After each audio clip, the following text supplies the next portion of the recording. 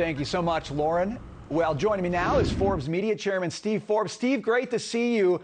So glad you're with us on this story. I love that reporting from Lauren. She's on the ground with these guys, and they say, why doesn't the President of the United States call us if he wants more oil? Steve, that's who he should be calling.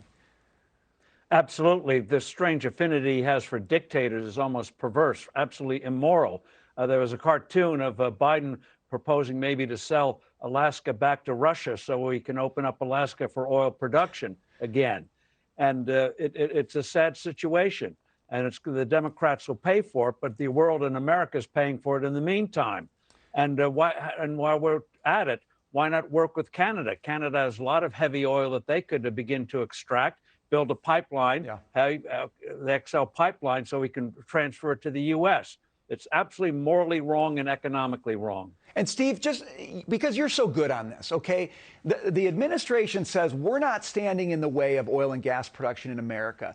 But the truth is they're standing in the way a dozen ways or more with the regulations that you need once you've drilled for a well, or even the process of getting the permit.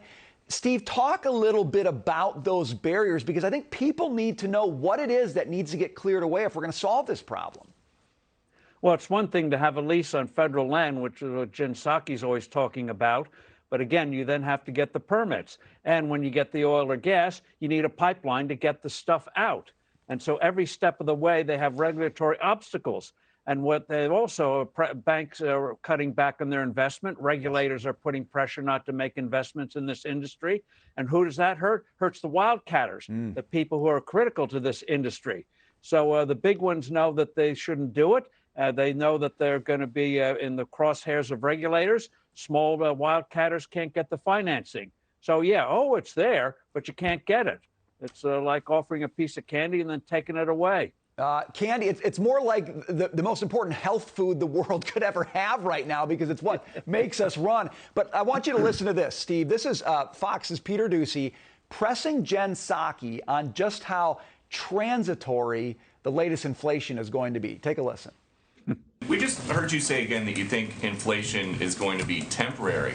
We've heard you say that it was going to be temporary since last spring. So how long do you guys think temporary is? Well, again, Peter, I think what we do is we rely on the assessments of the Federal Reserve and of outside economic analysts who give an assessment of how long it will last. The expectations and their assessment at this point continues to be that it will moderate by the end of the year. Steve, this is what's so scary to me. We are still getting fundamental denial on the inflation problem that we have from this administration. Does that suggest to you that it's going to get worse in 2022?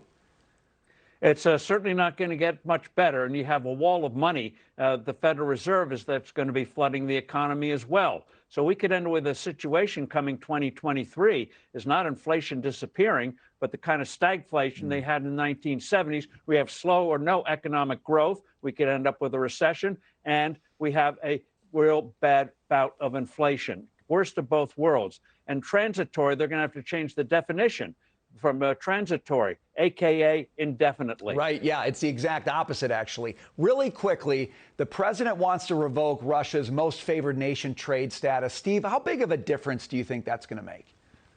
It makes a slight difference, but if we're really serious about helping Ukraine, who clearly are ready to fight, why not give them attack helicopters and aircraft so those convoys can't set up around Kyiv? Why not give them those MiG-29s and give them the means to fight? Because they say there's no reason why those weapons should be held back. Oh, they're offensive weapons. Well, okay, Ukraine is under attack, so they're defending themselves with those weapons. So this chatter from Washington, we're helping Ukraine. Yeah, you are, but you're not doing nearly enough. And they're feeling the brunt of it, as you saw in that previous report. It seems like we're letting Vladimir Putin define defensive and offensive weapons. That's a losing game from our perspective. Steve, we got to leave it there. Thanks for being with us. Always enjoy your perspective.